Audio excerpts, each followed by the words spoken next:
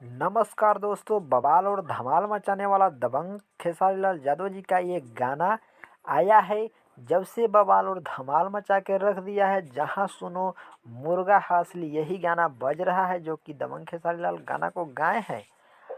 बवाल और धमाल मचा के रख दिए हैं, जो कि ट्रेंडिंग नंबर 1 पर ट्रेंड कर रहा है ये गाना। अगर नहीं देखे हैं तो जा कर के जल्दी से देखिए। मुर्गा हासली ये गाना बवाल धमाल मचा रहा है खेसारी म्यूजिक वर्ल्ड से।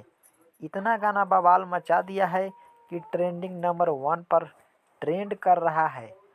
एक और न्यू गाना आ रहा है जो कि चंदन चंचल का ये गाना है, ढक्कन खोलाई नया साल में।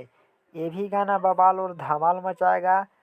बाकी ये गाना ऑडियो में आ रहा है, तो सबसे पहले बता देना चाहता हूँ कि ये गाना ऑडियो में आ रहा है, फिर भी पोस्टर से लग रहा है कि बवाल धमाल गाना है।